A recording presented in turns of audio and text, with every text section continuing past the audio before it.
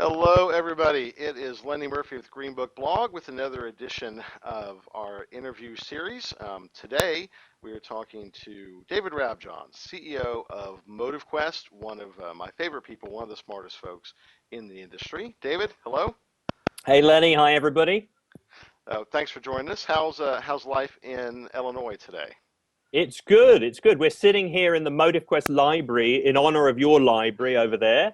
We've got Edmund Hillary's ice axe on the wall behind us if there's any trouble. So everything is good here in the flatlands. Uh, Mountaineering in the flatlands. Tell yeah, me about good, it. I good. don't know why. Now, so have you ever thought about using that ice pick on any of your colleagues or difficult clients? Yeah, they tend to threaten me with it more often. So it's a double-edged axe. And hopefully it is not a symbol of the uphill climb of business versus just the exploratory spirit. That's right. It's all about exploration over here. Very cool. Well, that's a good segue. So we've been trying to schedule this for a while, and it kept getting moved back for a variety of reasons. But I think there's a really good reason for us to chat now, because just a few weeks ago, Ray Pointer posted a blog on Greenbook Blog on why social media analytics has not been more successful. And you dived right in with, whoa, wait a minute, wait a minute, wait a minute. Let's jump to conclusions here. So without rehashing that blog, let's talk a little bit about MotiveQuest and your position on social media analytics as a whole, and why you think that maybe there's a lot more going on than we think that there is within the traditional research space. Yeah. So, well, first off, Ray's one of the smartest guys around, and, Yeah. and I certainly don't quibble with his main argument, which is social media research has not got more traction than we all thought it would. At the same time, some of the stuff that he had within his article said the reason for that was that the quality of the data isn't that reliable or that robust, and that was some of the areas I was quibbling with. I think there's two things going on in the social research space.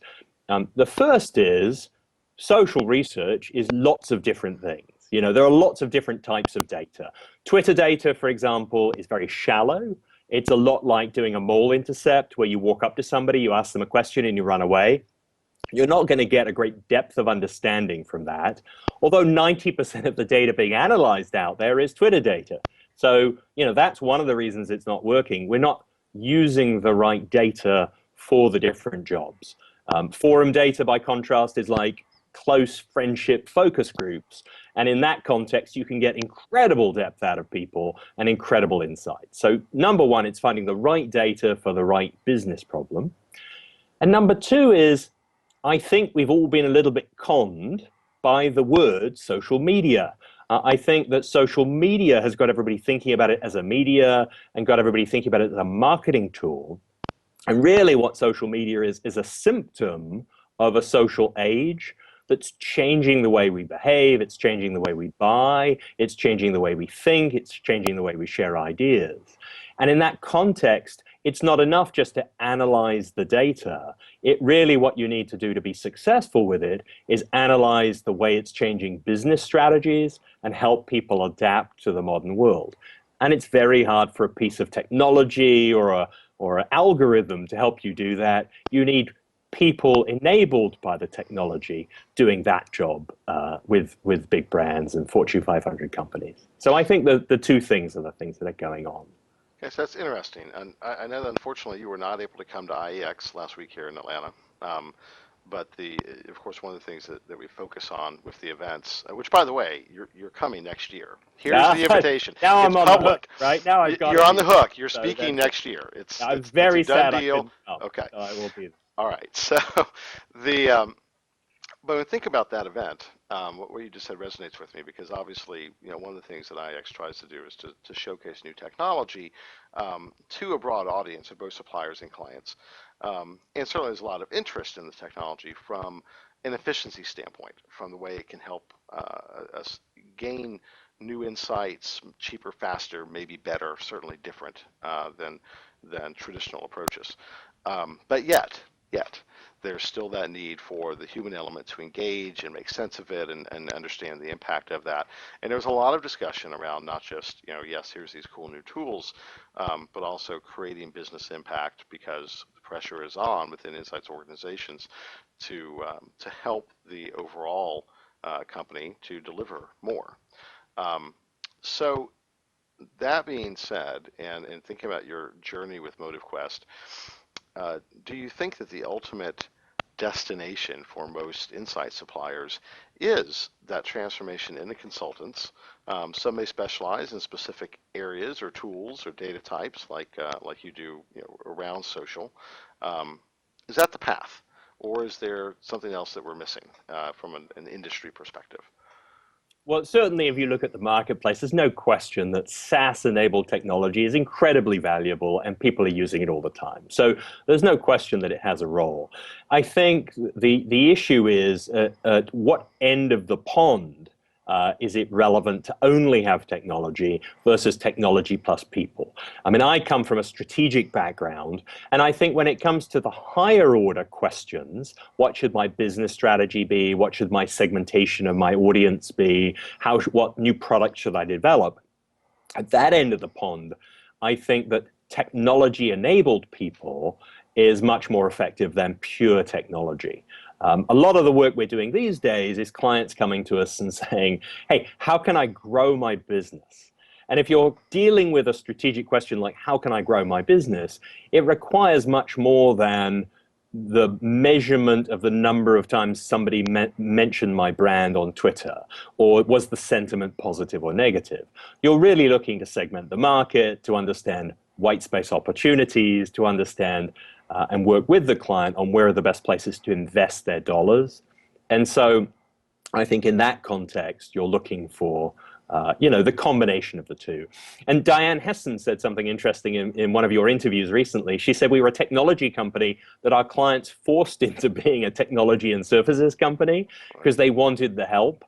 And really, we've gone down the same path. We started as much more of a technology company, but our big clients came to us and said, well, this is great, but we don't just want you to count the numbers. We want you to help us interpret the data and decide how it's going to impact our business and our business growth. So Okay. there we go. We've been forced into it by our customers very happily. Very happily. Very happily. Well, Yeah, so yeah. it moves you up market just a little bit, so that's always a good thing Yeah, too, right? yeah. Has that been, talk about the journey a little bit. Is you kind of finding your footing in a rapidly changing marketplace, right? Yeah. There's new tools seemingly introduced all the time. There's lots of venture capital going towards technology. Um, how do you maintain that competitive advantage when you've shifted away more into the consultancy? Does that mean that you're more tool agnostic now? Because I know you developed some of your internal tools. Have those been supplemented with other stuff? Or what else? How are you doing that? Yeah, well, the interesting thing about the category is there's a wonderful thing about having all this VC money, but there's a dangerous thing as well. The trouble with VC money is everything's a 5-year exit or a 7-year exit, and that forces you to technology that's fairly easy to develop quickly and scale quickly. And what it leaves behind is complexity. One of the things we found in the marketplace is that category versus brand data is incredibly important. For example, in the food category, only 5% of all the conversations mention any brand. Yet 90% of the technologies that are out there for looking at social media are brand monitoring technologies. They're looking at what are people saying about my brand. So if you're only looking at what people are saying about your brand, you're missing 95% of what matters. So the technology we've developed is category analytics technology. It starts with data that might go across the entire yogurt category, for example, or everything anybody's saying about cystic fibrosis. And then it's able to look within that and say, what are the topics that naturally bubble to the surface? What are the things that matter to people? We can map that category. We can segment that category. And then we can come back to our clients and say, here's what matters to your audience. Here's what they care about. Here's where the brands fit. But also here are white spaces that nobody's in at the moment because nobody's thought to go there. Okay. And so I think our technology is still fairly unique in that regard. I don't see a lot of competition in that corner of the world. Okay.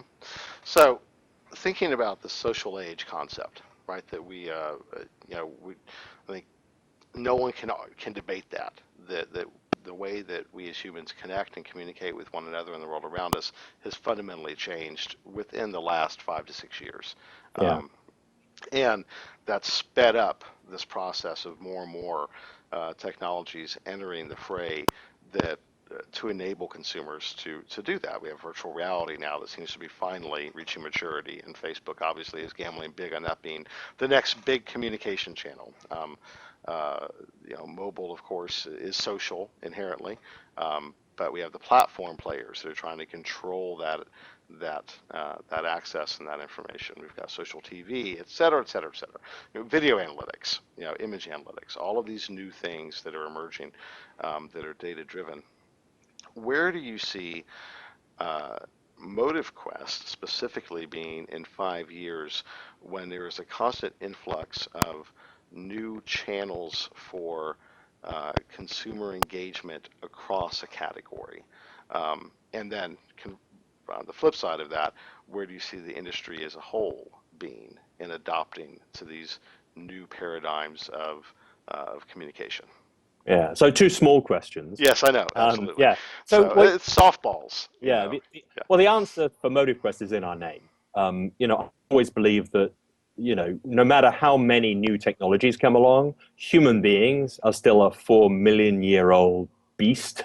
And if you can understand their basic motivations, you can understand what's going to drive their behavior. So we're always trying to understand motivations. I mean, we did a project for a camera company that was saying, oh, God, what's happening with point and shoot cameras? How can we re-energize that business? Can you give us a social media strategy? And we came back and said, well, the category's dead. The category's gone. But the motivation to take pictures of your children and your family and share those pictures around is as alive and vibrant as ever. Here are some Growing, strategies, right? growing, right? Yeah. So here are some strategies for you to evolve your business model to stay connected to that motivation. And I think that's the trick of brands. I did a project a while ago on Johnny Walker. And Johnny Walker's always been about success, right? But success used to be a big house and a fast car, whereas success today to people is experiences and entrepreneurial spirit. So if you can understand that core motivation, but then look at what are the drivers today in culture, what are the symbols in culture that relate to that human motivation, then you can really drive forward. So we're always looking in our technology and we're always developing new tools to do this, to find better, more subtle ways to understand the underlying motivations behind their behavior, below the buzz, below the sentiment, below the advocacy even, to understand what is driving somebody to act and move towards a brand or away from a brand. Well, for what it's worth, I think you're absolutely on the right track. So again, thinking about IEX, it continues to surprise me the level of interest in non-conscious measurement, in understanding those non-conscious drivers of behavior, those motives, on the client side. But yet the failure for any one particular technology to really gain traction. And again, thinking of the neuro pieces, which have inherent limitations from a scalability standpoint. Now we're seeing facial scanning is the next big thing, or even voice analytics emerged in IEX.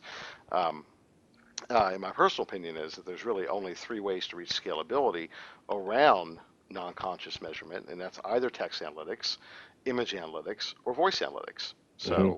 So, facial scanning, probably as all cameras start to have that capability built in.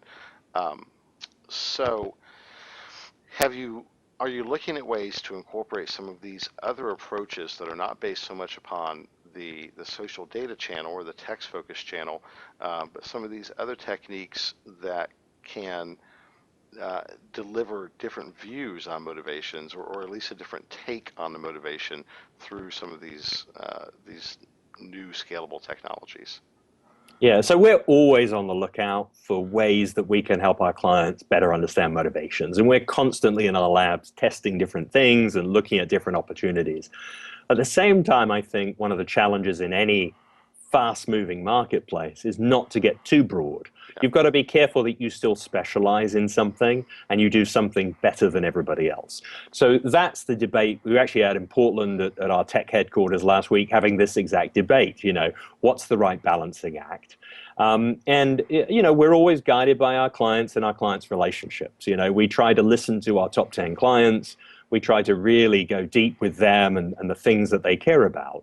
And we try to make sure that the services we're providing and the technology we're providing is helping them achieve their goals. And if we need to partner with people beyond our own capabilities, we'll do that all day long to help them solve their problems. And so it's sort of the new world of frenemies, where you don't have to do everything yourself, but you do need to put your client front and center and work out how to help them get it done.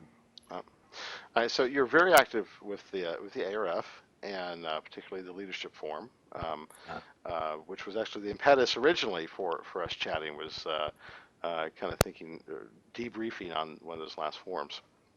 Actually, it's the Impact Forum, Lenny. The Impact Forum. Think I'm impact. Yes, sorry. no problem. Okay, Yes. I'll keep that in mind.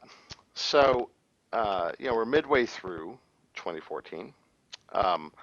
And as you look ahead to the remainder of this year, what seems to be the big topics, or the critical business issues, let's put it that way, that have come out of the previous ARF events, particularly the Impact Forum, and what are we doing to address that? Yeah, well, I think it's interesting. I had somebody in here the other day asking me, should they do an MBA?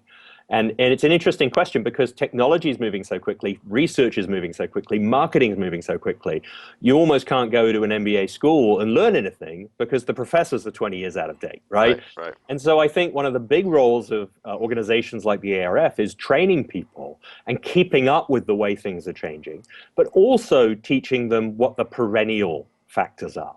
So at the Impact Forum, we did a year-long study looking at what are the perennial factors that drive impact of research that actually turns into business action. And we found 5 things. We found that it's first and foremost, understanding the business goals that you're going after.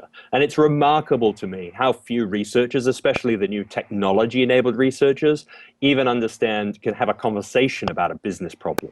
And so teaching them how to think about business problems is crucial. Then going from the business problem to the research design, what are the right tools, what are the right questions to ask in the research to solve this business problem? Then the analytics, right? So everybody's talking about data analytics, but you can't get to the data analytics until you know the path you're going down. Then the storytelling, because we're all human beings again, right? It's no good coming in with the smartest piece of analysis in the world unless it moves somebody in the C-suite, moves them to action. Somebody said to me once, there's no motion without emotion. And I think that's a good phrase for that. And then finally, the follow-up. We're all being paid lots of money to have an impact on our client's business. And we need to learn to do a much better job of following the insights into the organization, like the consultants do, as John Kiernan said, and make sure that we're actually having an impact, learning from that, whether we do or don't, and feeding that back into the system.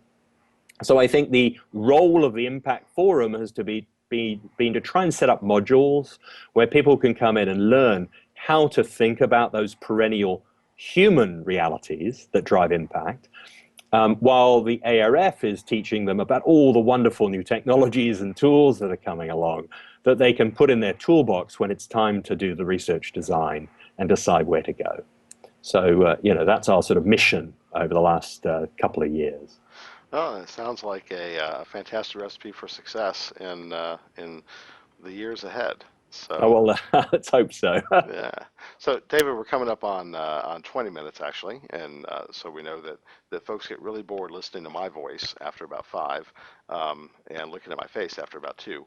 So we should probably wrap up. Here's your plug opportunity.